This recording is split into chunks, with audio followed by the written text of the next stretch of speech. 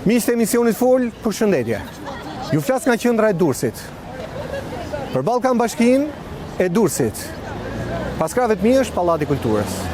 Këtu ku banorët e Durrësit, një përfaqësi e tyre, që prekin nga projekti TIT, kanë mbi një vit që protestojnë. Ata protestojnë sepse shtëpitë e tyre preken nga projekti TIT, që sipas qeverisë do rivitalizoj zonën A, zemrën e Durrësit, Durrësin antik.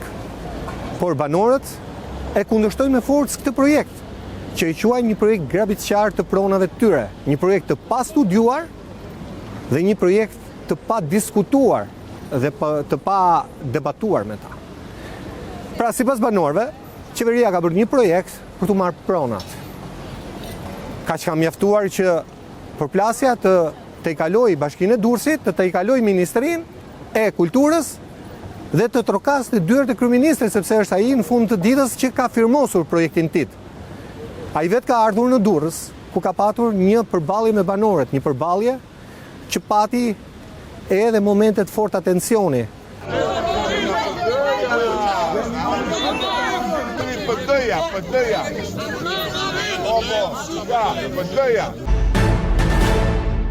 Jo, do ketë prishje, patjetër, projekti nuk do të ndalet, projekti do të zbatohet. Gjatë bisedës, të gjithë ishin të acaruar që nga fakti që u fol në mënyrë të prerë. Ne do flasim me banorët, sepse në fund ditës ai i drejtohet gjithmonë banorëve.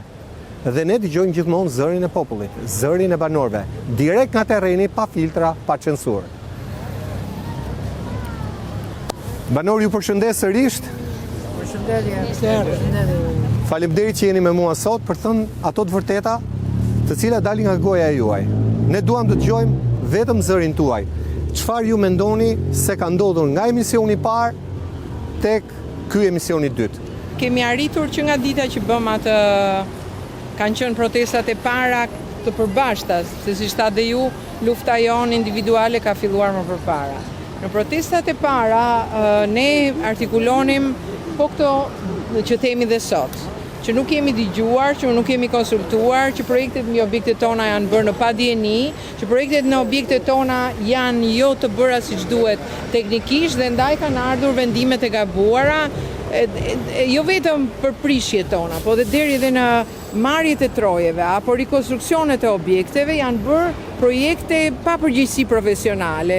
Do me thënë, ata grupi projektimit që ka bërë dhe ka firmosur mban përgjegjësi profesionale dhe pavarësisht se ku do shkoj kjo lëvizja jonë, ne do bashkohemi bashkë për t'i goditur pikërisht ata të cilët kanë hartuar dhe firmosur projekte me kaq papërgjegjshmëri. Kostot e këtyre projekteve ne kemi më shumë se 6 muaj që po i paguajmë në përgjigje, në për psikologjikisht dhe me gjithë këto protesta që po bëjmë. Ti marri me radhë. Qoftë ministri Blendi Gonxhe, qoftë kryeministri thotë që janë thënë shumë të pavërteta në media. Është hedhur shumë balt mbi këtë projekt dhe ky projekt do rivitalizoj Durrësin siç është bërë me Romën, siç është bërë me Athinën. Tani, tek ajo dëgjes, çfarë folët me kryeministrin? A ju dëgjoi as ju dëgjoi? Në dëgjesën që folëm me kryeminist, ose në dëgjesën që patëm çuditërisht ditën e 14 shkurtit, pra një ditë që duhet të ishte një ditë feste, për ne nuk ishte një ditë feste, të gjithë bashkë dhe më shumë se sa këto që shikoni këtu, sepse çuditërisht ditën që erdhi kryeministri u shfaqën dhe një herë kaq, pra njerëz të prekur dhe me letra që po i vinë nga IKMT janë shumë më shumë se kaq. E dim sepse është edhe një rrugë që është mbi amfiteatri. Jo, ato mbi amfiteatrin do jenë në dorë tjetër. Por historia e bisedës me kryeministrin është pikërisht e tillë që ai kishte ardhur të fliste me ne, të fliste, na thoshte, po jo të na dëgjonte.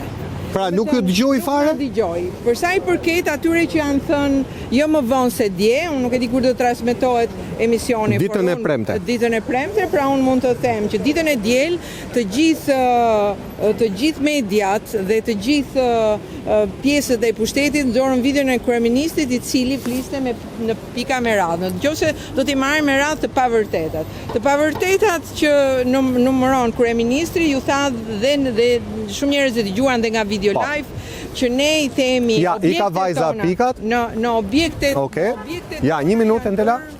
Që t'jemi korrekt me çka ka thënë kryeministri. Pa, Atëherë, i marri me radhë. ti marrë me radhë që edhe për publikun t'jemi transparent, edhe për kryeministrin të cilin her pas here do ta vendosim me audio që t'jemi sa më transparent.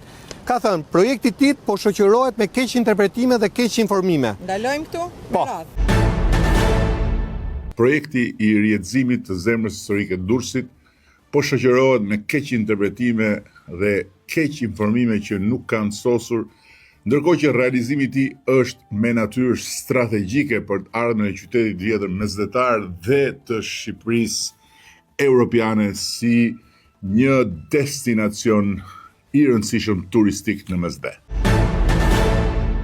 Ne jemi këtu dëshmitar okular të keq përdorjes dhe keq bërjes së këtij projekti. Pra nga ana e qeverisë. Nga ana e të gjithë grupit projektues dhe qeveria i ka vënë vulën kësaj masakre.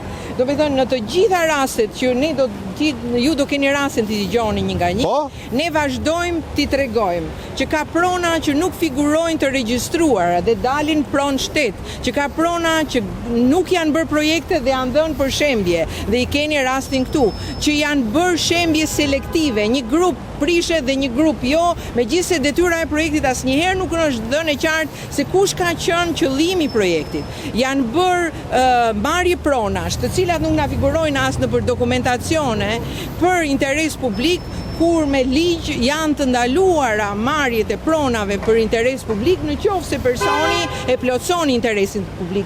Dhe interesi publik në këtë rast është parku i madh Wonderlandi i qeverisë shqiptare. Do të shpjegoj edhe një gjë tjetër, këto kanë arritur të fusin duar dhe në pronat e komuniteteve fetare që me ligj shqiptar nuk mund të preken. Pra këto dhe shumë raste të tjera që ne ju vërtetojmë tregojnë që nuk janë keq informime, po janë saktësime, të cilat nuk janë bërë kur ishin për të bërë, por nëse do ketë dëshirë mund të bëhen tani. Okej.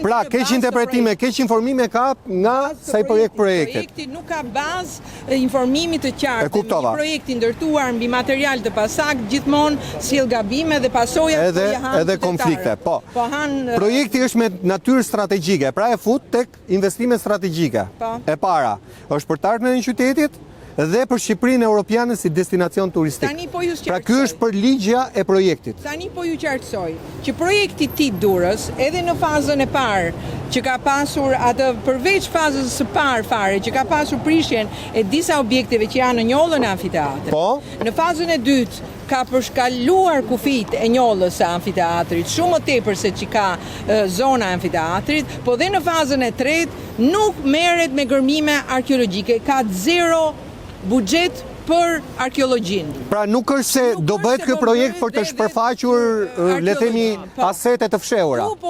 Këtu po ngiten pronat e dursakëve, po hapen sheshet, po dhe sheshi që po hapet e para nuk ka 0 lek për arkeologjinë dhe 0 lek për hapjen e atij planit strategjik që thot kryeministri. Pra nuk kemi të bëjmë, pavarësisht se ata përdorin të gjithë grupi që e mbështet dhe e financon projektin. E flasin me të drejtën që ose flasin në emër të amfiteatrit dhe të mureve dhe rrethues. Këtu vetëm me muret dhe rrethues dhe amfiteatrin nuk kemi projekt. Kemi vetëm për të vënë dorë mbi prona të cilat dihen që në këto qytete dhe ato të shumtuara, të rënuarat, kanë fatin e madh të jenë në një pozicion shumë të mirë, me vlerë shumë të lartë që dihet, sepse qendrat e qyteteve, sidomos historike, edhe kur objekti është pothuajse i shkatruar, ka vlera të mëdha.